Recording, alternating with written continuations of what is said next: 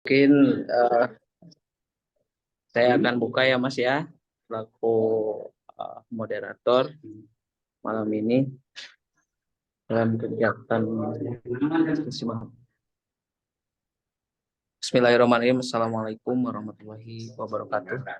Waalaikumsalam. Alhamdulillah. Qadarna bil jama'ati fi syahril mukarramah wa alihi wa ashabihi wa man tabi'ahu ila yaumil qiyamah amma ba. Pertama puji serta syukur hanya milik Allah yang Maha Ghafur. Salawat berserta salam semoga tercurah limpahkan kepada baginda alam Nabi besar Muhammad Shallallahu Alaihi Wasallam. Tak lupa pada keluarga, pada sahabat, tabiin tabiat, mudah-mudahan sampai kepada kita selaku umatnya. Oke kawan-kawan, alhamdulillah kita malam ini dipertemukan di Zoom meeting di media digital untuk sharing informasi, untuk diskusi terkait keilmuan. Alhamdulillah kawan-kawan masih konsisten dan tetap hadir di Zoom ini di bulan suci Ramadan. Kawan-kawan, malam ini mungkin akan ada pemantik dari Kang Fahmi ya tentang apa namanya, tentang wakaf produktif.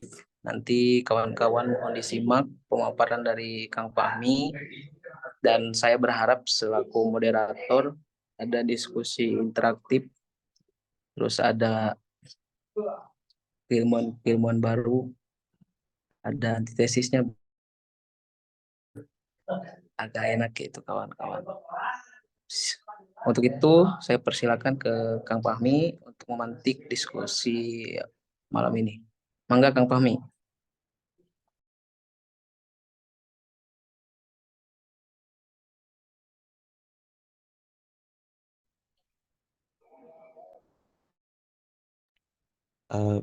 Baik, apakah suara saya masuk? Jelas Kang, Oke. jelas.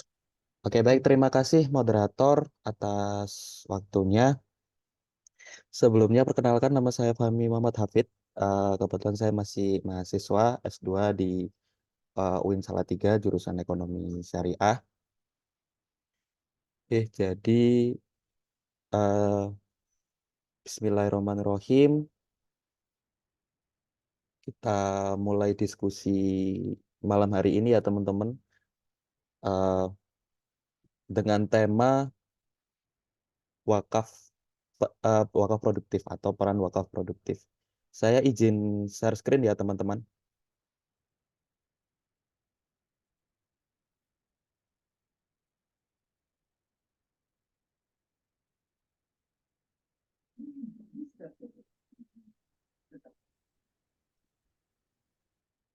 Oke, apakah masuk?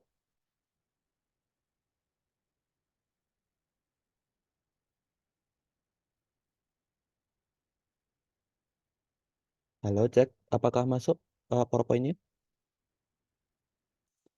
Masuk. Masuk Mas Fahmi. Oke. Oke. Oke, Bismillah.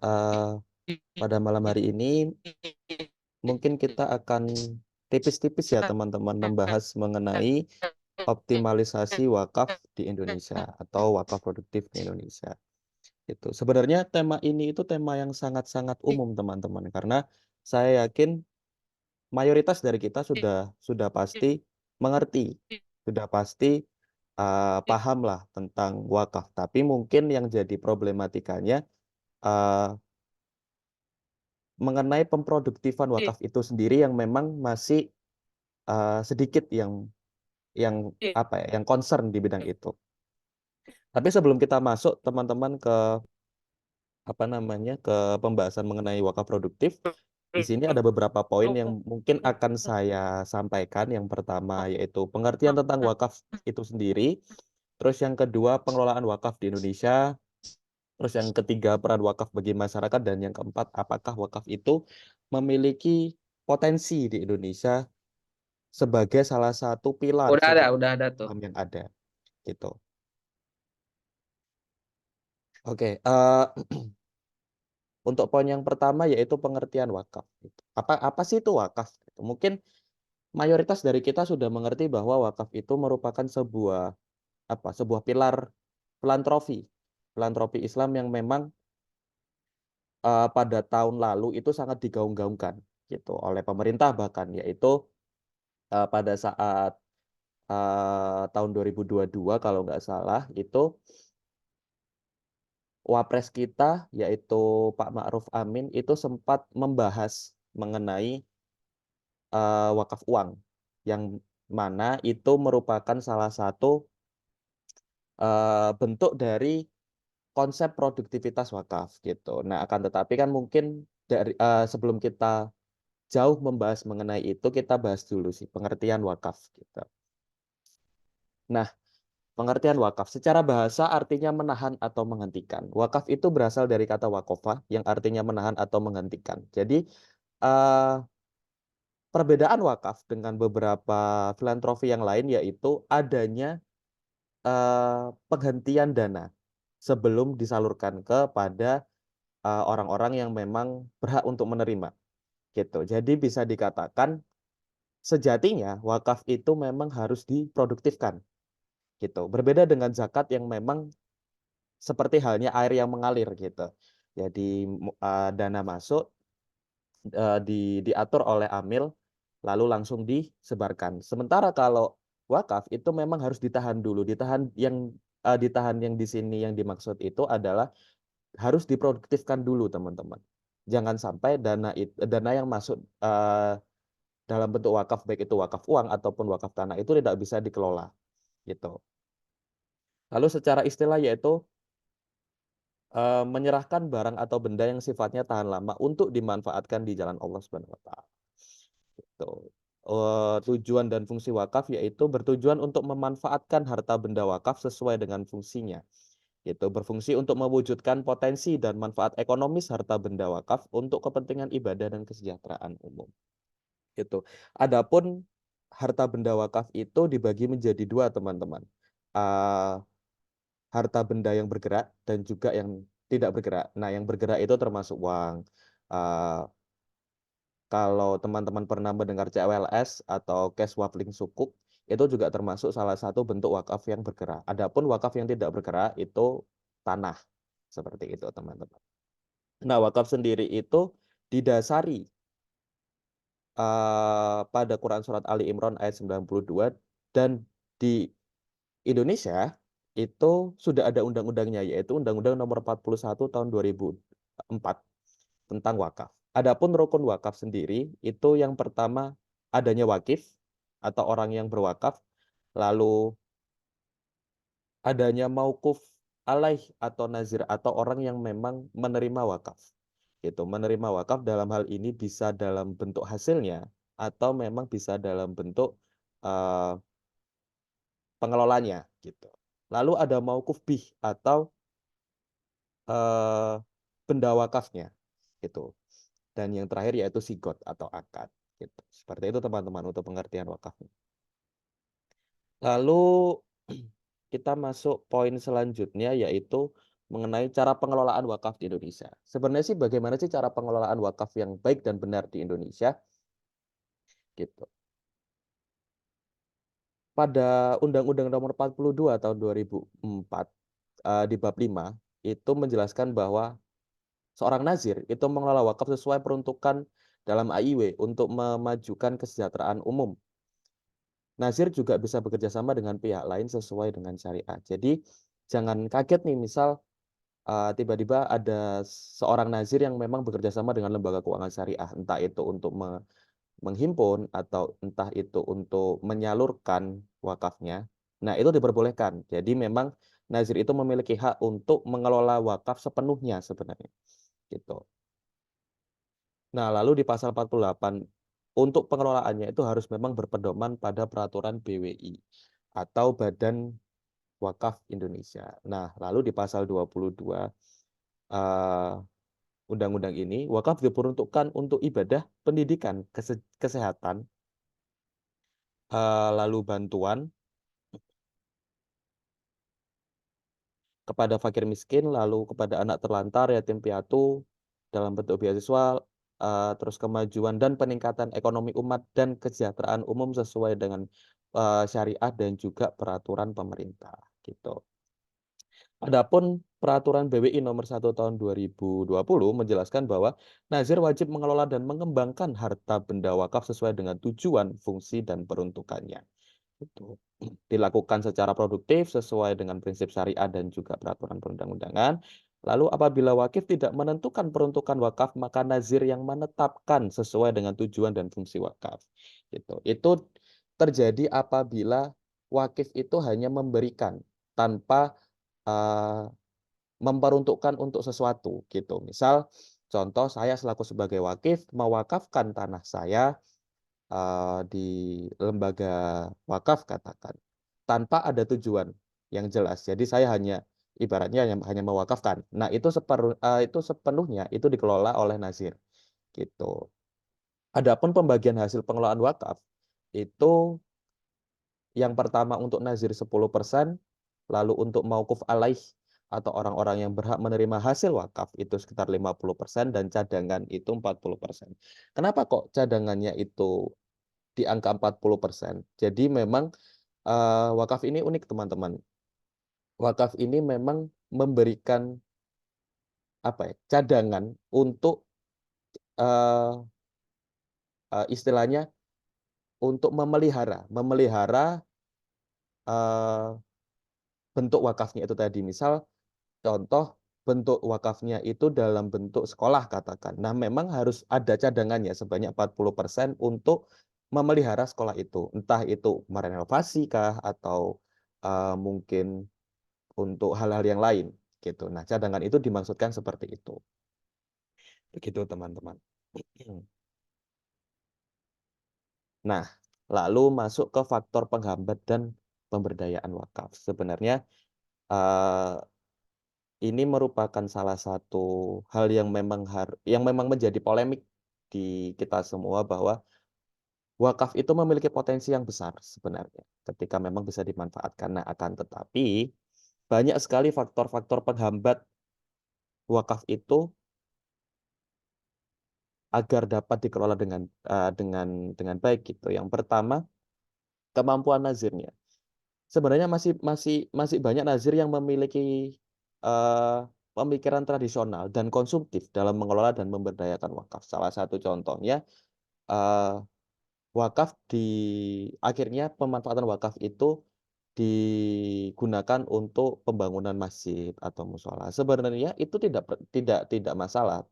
Itu akan tetapi sangat disayangkan ketika memang eh, kita masih memiliki permasalahan ekonomi. Nah, harapannya wakaf ini bisa mengisi itu gitu. Terus yang kedua rendahnya literasi. Jadi rendahnya literasi nazir mengenai pengelolaan wakaf itu menjadi PR kita bersama gitu, bahwasanya banyak sekali nazir yang memang rendah dalam literasi pengelolaan wakafnya. Terus yang ketiga tata regulasi wakaf yang menurut saya pribadi itu masih belum optimal dalam memproduktifkan wakaf yang ada gitu. Terus yang keempat pemanfaatan teknologi yang belum maksimal gitu. Sebenarnya bisa dikatakan pemanfaatan teknologi ini mulai berjalan seiring dengan adanya beberapa lembaga crowdfunding wakaf yang ada di Indonesia. Salah satunya punya BSI, lalu eh, punya BNI kalau nggak salah itu Wakaf Hasanah. Itu merupakan salah satu bentuk pemanfaatan teknologi terhadap wakaf. Akan tetapi memang patut kita sadari itu belum maksimal gitu. Nah, akibatnya apa teman-teman? Ya jelas akibatnya belum optimalnya pemanfaatan wakaf yang ada gitu. Yang mengakibatkan potensi wakaf ini terhambat, tertunda gitu teman-teman.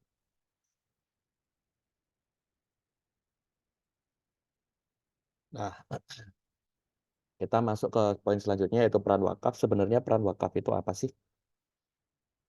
Peran wakaf itu memiliki 5 poin teman-teman. Yang pertama yaitu peran ekonominya. Peran ekonomi wakaf itu sebenarnya sangat-sangat luas. Segala aspek ekonomi itu dapat disikat sama wakaf. Ibaratnya seperti itu.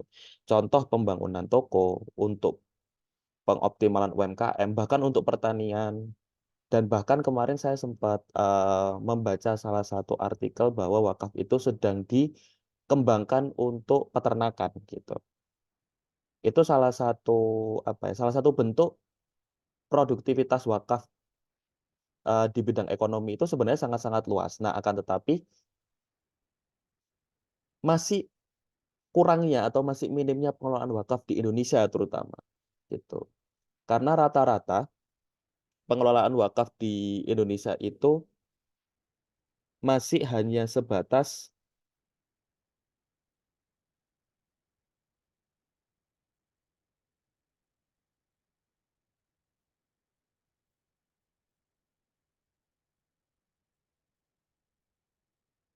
keluar.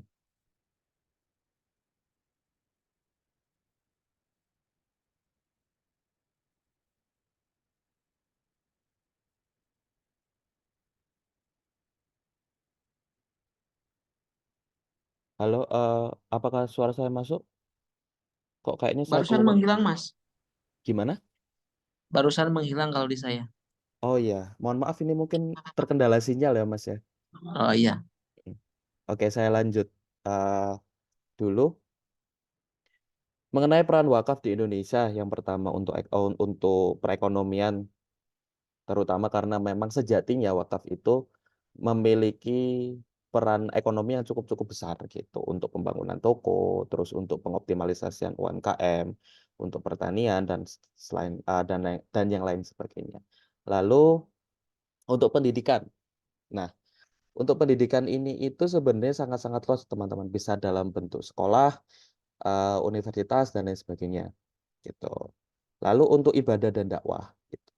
Untuk ibadah dan dakwah ini biasanya eh, bentuk wakaf ini menjadi wakaf konsumtif teman-teman, yang mana sedikit sekali masjid-masjid yang ada atau mungkin gedung dakwah yang ada itu dapat menghasilkan gitu. Meskipun saya tidak meremehkan, contoh salah satu masjid di Jogja yaitu Masjid Jogokarian yang terkenal ya, itu merupakan salah satu bisa dikatakan salah satu eh, pengoptimalisasian masjid di dalamnya, yang mana eh, kasnya itu selalu nol gitu. Akan tetapi kan itu hanya satu dari sepersekian banyak masjid-masjid di Indonesia gitu, yang memang pengelolaannya masih bisa dikatakan masih belum optimal seperti itu. Lalu untuk sosial, nah untuk sosial ini bisa dalam bentuk eh, panti asuhan dan juga makam gitu teman-teman. Nah, adapun untuk kesehatan itu bisa dalam bentuk rumah sakit maupun klinik yang memang berdiri di atas lahan wakaf gitu. Adapun ini persentasenya teman-teman, persentase penggunaan lahan wakaf di Indonesia itu yang paling banyak itu masih masjid gitu, masih dalam bentuk konsumtif gitu. Yang lain sebagainya itu hanya sekitar 9,37% sosial dan juga lainnya. Nah, sosial dan juga lainnya itu masuk perekonomian juga di dalam gitu. Masjid dan musola masih menduduki porsi terbesar dalam penggunaan tanah wakaf di Indonesia. Itu adapun pesantren dengan persentase 4,10%-nya, lalu sekolah dengan persentase 10,77% dan makam eh, dengan persentase 4,35%. Data ini saya dapatkan dari data Siwak Siwak Kemenak gitu. Jadi teman-teman kalau ingin mengakses data wakaf, monggo bisa diakses di Siwak Kemenak gitu. Dengan adapun 440.000 sekian lokasi jumlah tanah wakaf dengan luas 57.200 sekian hektar luas tanahnya, yang mana 57,42% itu yang baru bersertifikat. Sementara sisanya sekitar eh, 40 berapa berarti 46% sekian itu masih belum bersertifikat. Gitu. Ini kan jadi kendala utama di pengelolaan wakaf ya teman-teman. Bahwa bisa dikatakan hampir 50% lahan wakaf di Indonesia itu masih belum bisa dikatakan optimal dalam pengelolaannya. gitu. Nah, kita masuk ke potensinya, teman-teman.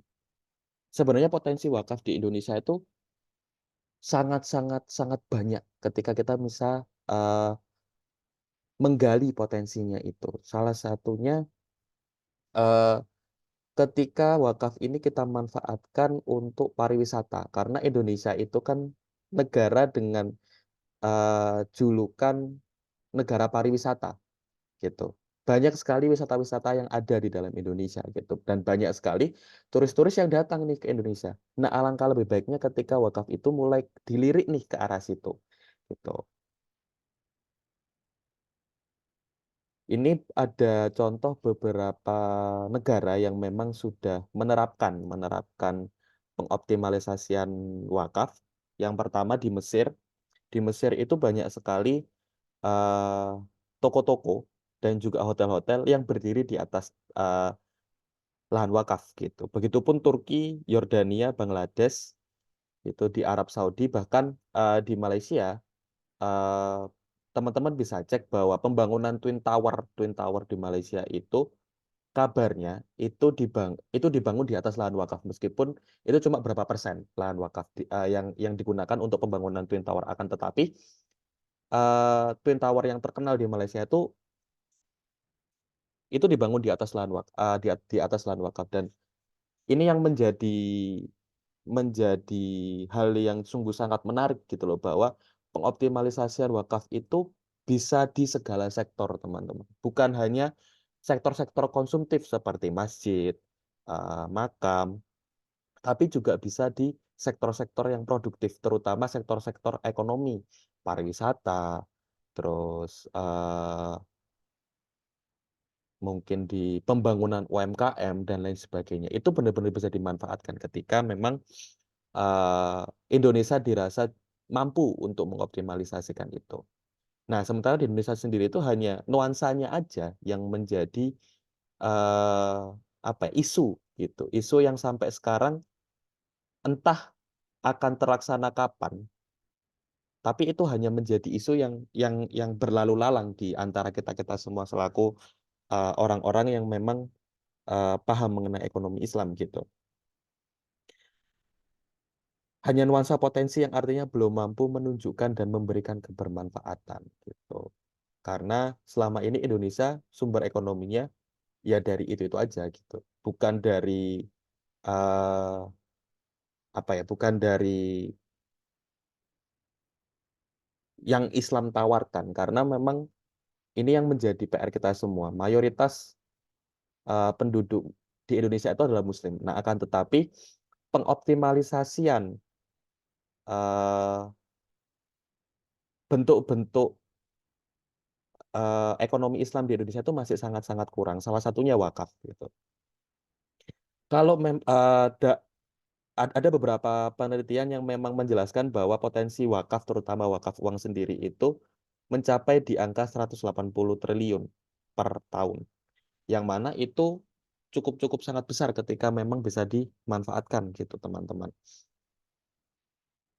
Itu untuk memproduktifkan wakaf sendiri itu perlu keahlian dan kemampuan seperti manajemen, sense of entrepreneurship, terus info pengembangan harta wakaf sesuai lingkungan masyarakat, komunikasi dengan pemerintah atau dengan perwakilan BWI daerah tersebut, dan pendekatan dengan masyarakat atau tokoh-tokoh setempat. Ini merupakan salah satu eh, hal yang memang harus dilakukan untuk mengembangkan potensi wakaf yang ada gitu. Ini terbukti masih belum berjalan karena eh, bisa dikatakan hampir setengah lahan wakaf yang ada di Indonesia itu masih belum bersertifikat. Ini menandakan bahwa pengoptimalisasian wakaf yang ada itu masih belum belum belum sangat optimal gitu. Makanya eh, perlu adanya penggerak-penggerak mungkin seperti kita semua yang memang concern di bidang ekonomi Islam untuk menggerakkan ini, karena potensinya sungguh-sungguh sangat luar biasa, teman-teman, ketika memang bisa dimanfaatkan gitu. Nah, optimalisasi wakaf produktif itu sebenarnya ada dua teman-teman. Yang pertama yaitu pengoptimalisasian pengelolaan wakaf produktif dalam bentuk yang tidak bergerak yaitu tanah gitu. Yang mana arahnya mulai ke arah ekonomi lagi, bukan arah-arah konsumtif lagi seperti zaman dulu. Kita mulai arahkan ke arah yang produktif seperti pembangunan ekonomi, lalu untuk membuka lapangan pekerjaan dengan bekerja sama dengan beberapa beberapa eh, beberapa ini ya teman-teman, beberapa partner juga itu. Terus salah satunya di sini yaitu bekerja sama dengan buruh tani yang bisa mengelola lahan wakaf, lalu mendirikan ruko di lahan kosong dekat rumah sakit, mendirikan gedung pertemuan dekat masjid yang dapat disewakan dan sebagainya. Itu merupakan bentuk pengelolaan wakaf produktif yang memang dapat kita rasakan hasilnya gitu. Adapun untuk pengoptimalisasian eh, wakaf uang itu sebenarnya kenapa sih kok wakaf uang itu muncul, teman-teman? Karena memang dirasa untuk pengoptimalisasian wakaf produktif dalam bentuk tanah itu memiliki satu kekurangan, yaitu kurangnya dana untuk membangun. Nah, adapun wakaf uang ini menjadi salah satu solusi untuk melengkapi permasalahan terkait pembangunan wakaf produktif yang ada dalam bentuk tanah gitu. Ini telah diujikan oleh Manan, pemikir ekonomi Islam asal Bangladesh, yang mana penggunaan wakaf based filantropi sebagai penghimpunan dana wakaf uang itu sungguh-sungguh sangat bisa dikatakan baik gitu. Sekarang banyak kok teman-teman bentuk wakaf uang itu. Bisa dalam bentuk crowdfunding, bisa dalam bentuk CWLS atau cash wapling sukuk itu, dan lain sebagainya. Itu merupakan bentuk pengoptimalisasian wakaf uang dalam hal menghimpun dana wakaf uang yang ada di masyarakat untuk dapat membantu membangun atau mengoptimalkan eh, wakaf-wakaf yang ada gitu. Yang awalnya mungkin hanya sebatas konsumtif atau bahkan tidak dikelola, yang akhirnya dapat dikelola dan menjadi wakaf yang produktif gitu. BWI mengembangkan integrasi data wakaf nasional atau perbaikan tata kelola wakaf untuk menjawab permasalahan dan hambatan dalam mengelola wakaf produktif di Indonesia, adanya akuntabilitas dan transparansi publik dalam tata kelola wakaf.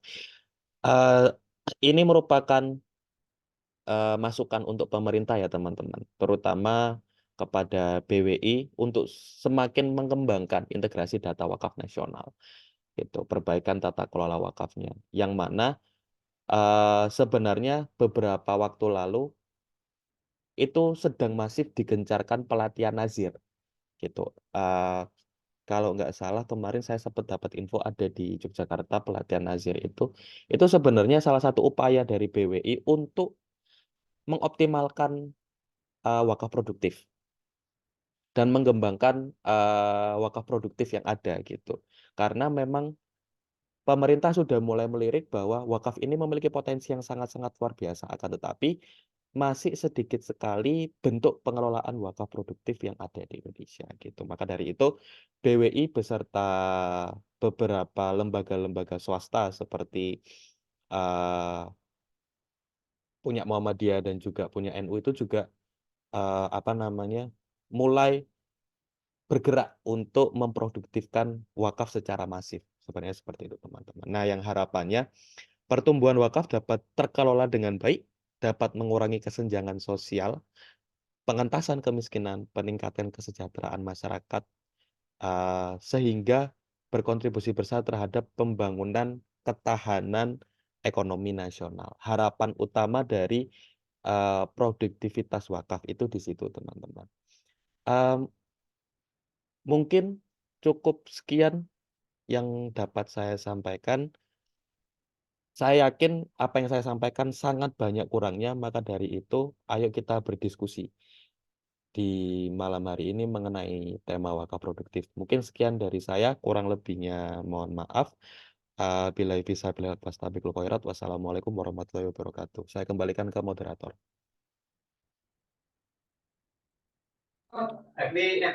Oke, baik. Sangat menarik sekali ya kawan-kawan terkait apa namanya tentang wakaf gitu ya. Tadi udah dipaparkan secara komprehensif oleh Kang Fahmi. Barangkali dari kawan-kawan ada yang mau bertanya, silakan resen, ajukan tangan, ataupun diketik juga boleh. Bebas, nanti saya akan bacakan biar agak enak. Silakan kawan-kawan, mangga kalau ada pertanyaan terkait wakaf.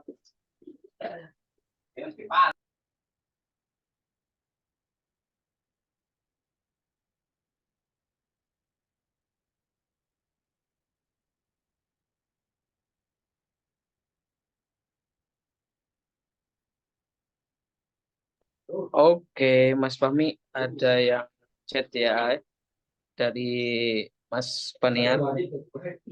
Katanya ini gimana nih tanggapannya? Bagaimana dengan perbedaan wakaf tunai dan wakaf uang? Mana yang memiliki potensi lebih tinggi gitu menurut Kang Fahmi? Jadi mana nih yang memiliki potensi lebih tinggi dari wakaf tunai dan wakaf uang? Mangga, Kang. Baik, terima kasih. Sebenarnya wakaf tunai dan wakaf uang itu satu hal yang sama, gitu. Akan tetapi rata-rata penyebutannya saja yang berbeda. Di beberapa literasi itu menyebutkan bahwa wakaf tunai itu dalam bentuk uang, sementara wakaf uang itu lebih spesifik lagi bahwa menjelaskan mengenai ini loh, ada bentuk wakaf dalam bentuk penyerahan uang yang mana dari wakaf dari kita mewakafkan itu kita akan mendapatkan sertifikat sertifikat wakaf yang dapat menjadi pegangan kita sendiri teman-teman bahwa kita pernah berwakaf dalam bentuk wakaf uang. Nah, ketika ditanya bagaimana optimalisasinya, bagaimana lebih baiknya, sebenarnya wakaf uang ini memang diperuntukkan untuk mengoptimalkan wakaf-wakaf produktif dalam bentuk tanah yang memang terkendala dalam pengelolaannya. Misal contoh, ada seorang nazir yang ingin mengelola lahan wakaf sebesar 1 hektar katakan. Nah, dari pihak wakifnya itu meminta bahwa, saya hanya ingin lahan wakaf ini dapat menjadi wakaf produktif katakan. Otomatis kan itu dipasrahkan kepada nazir, nazir wakaf. Nah, yang mana nazir wakaf ini itu juga memiliki, salah satu permasalahan kendala, yaitu kendalanya di, uang untuk membangun lahan itu agar menjadi wakaf wakaf yang dapat, berproduktif gitu. Sebenarnya wakaf uang, esensinya itu seperti itu, Mas, gitu. Akan tetapi memang, pada akhirnya wakaf uang itu, eee, menjadi salah satu, apa ya, menjadi salah satu hal yang memang, eee, dikembangkan lagi oleh beberapa, lembaga-lembaga, wabil khususnya itu untuk membantu perekonomian, yang mana tugasnya itu akhirnya beralih fungsi seperti zakat. Tapi esensi sebenarnya sejatinya wakaf uang itu adalah untuk, mengisi gap nih, mengisi gap yang, atau mengisi kendala yang memang ada di pemproduktivitasan wakaf dalam bentuk tanah. Seperti itu sebenarnya, Mas. Mas siapa tadi yang tanya?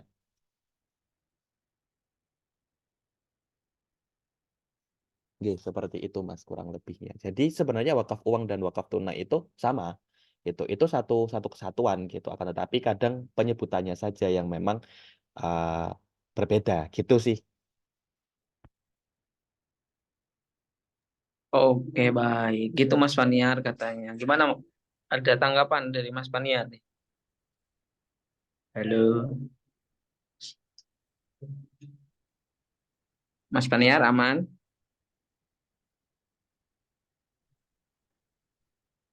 Oh, ya. Oke, baik dari kawan-kawan yang lain.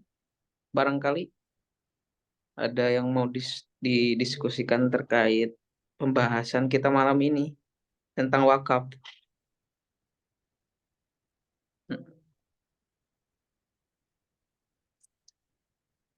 Oke, sambil nunggu kawan-kawan barangkali lagi mikir-mikir atau lagi persiapan untuk menanyakan ya, Kang Fahmi. Nggih. Eh, saya sih lebih pengen sharing aja, terkait apa namanya. Kebetulan kalau kita berbicara tentang wakaf, saya sih setuju tadi narasi dari Kang Fahmi terkait apa literasinya kan agak rendah gitu masyarakat tentang wakaf. Bukan masyarakat lagi, saya pun kan belum tahu secara mendalam tentang wakaf gitu. Tetapi ada kejadian nih Kang Fahmi, ada salah satu isu yang memang di masyarakat pedalaman, masyarakat lah bilang, kalau kita bahasnya masyarakat masyarakat konservatif gitu ya. Ya. Jadi eh, ada kejadian di mana ada yang mewakafkan tanahnya, Kang. Nah, katakanlah si A itu mewakafkan tanahnya. Kebetulan yang mewakafkan itu udah meninggal tuh. Nah, udah beberapa tahun terjadi permasalahan oleh ahli waris anak-anaknya yang dulu oleh bapaknya diwakafkan itu malah diambil lagi, kan, katanya gitu. Berhubung ya kalau di masyarakat kita tidak ada SOP perwakafan gitu kan, dulu mungkin tidak ada istilah apa namanya janji-janji secara tertulis ataupun tidak ada handphone foto moto kan gitu. Gimana tuh Kang tanggapannya terkait? Oke. Eh, baik, Mas Moderator. Sebenarnya itu juga menjadi kendala kita semua ya, bahwa seolah-olah kayak wakaf itu merupakan sebuah investasi, sebuah sebuah hal yang dapat ditarik kembali. Padahal sebenarnya peruntukan wakaf itu sejatinya itu untuk kemaslahatan umat, gitu. Maka dari itu saya agak menyayangkan sih sebenarnya ketika wakaf itu ditarik kembali gitu oleh para wakif dalam yang mana konteksnya di sini itu ahli warisnya gitu. Sebenarnya ketika kita sudah memasrahkan sebidang tanah, katakan sebidang tanah untuk kita wakafkan itu alangkah lebih baiknya ya memang ini benar-benar ditujukan untuk maslahatul umat gitu, bukan untuk kepentingan pribadi lagi gitu. Gitu. Itu yang sangat disayangkan dan ketika memang sebenarnya sih ketika itu memang dikasuskan dan sampai masuk ke lembaga hukum, rata-rata dari lembaga hukum pun biasanya itu menolak menolak kasus ini biasanya. Mungkin ada beberapa kasus yang mana akhirnya itu berhasil, tapi pada dasarnya sejatinya menurut undang-undang dari BWI pun wakaf yang telah diwakafkan dalam bentuk tanah atau apapun itu tidak dapat ditarik kembali karena memang porsinya untuk umat gitu. Sebenarnya konsepnya sama seperti zakat gitu. Ketika kita telah berzakat, apakah uang yang kita zakatkan itu dapat kita tarik kembali, kan itu mustahil ya gitu. Sebenarnya konsepnya seperti itu. Nah, akan tetapi kan yang menjadi kendalanya bahwa wakaf ini itu berhenti dulu nih, dikelola dulu nih. Nah, otomatis kan orang-orang yang melihat eh, pengelolaan wakaf yang semakin maju ini kan berpikiran bahwa ini dulu punya punya almarhum bapak saya, kok kayaknya bisa saya ambil gitu. Padahal sebenarnya sejatinya itu tidak bisa seperti itu gitu.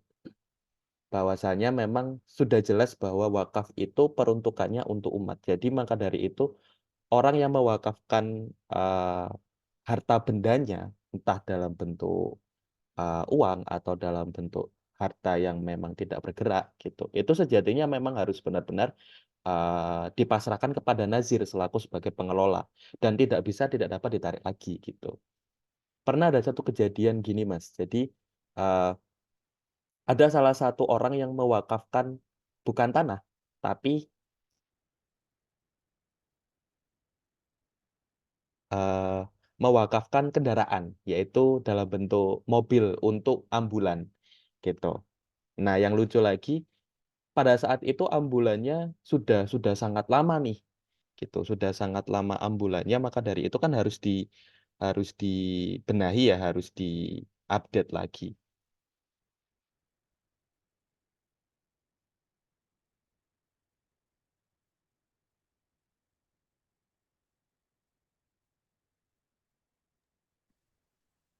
Oke, Oke, baik. Tapi Mas, kalau pandangan Islam ini boleh-boleh saja itu diambil lagi atau gimana menurut pandangan cara Ya, syariat? sebenarnya secara syariah sendiri itu eh kalau yang saya baca, sependek yang saya baca itu, ketika kita mewakafkan apapun, entah itu dalam bentuk harta benda yang bergerak maupun tidak bergerak, itu tidak dapat ditarik kembali. Karena konsepnya yang namanya ziswaf, zakat infak sedekah wakaf itu kan termasuk dalam filantropi dan itu termasuk kedermawanan.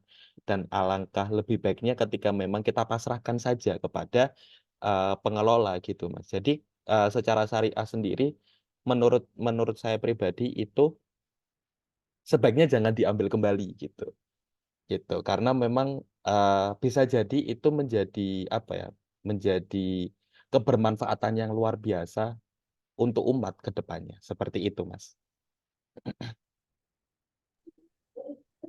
Oke, baik. Mungkin Mas, apa namanya kejadian yang memang saya dengar khususnya di daerah saya, ya mungkin karena kenapa diambil ya alasan secara nilai ekonomis value-nya lebih tinggi mungkin. Ya, benar, Mas, gitu. Eh, ini saya mau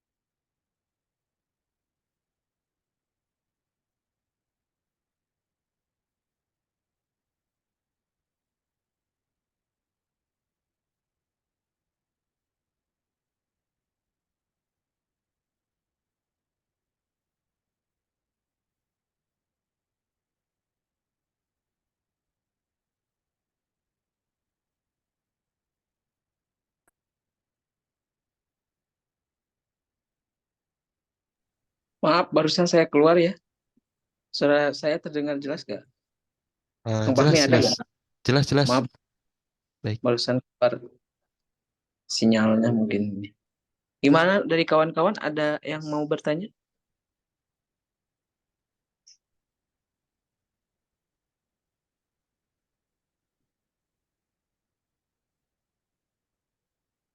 Mungkin udah pada cukup, mungkin ya Mas ya.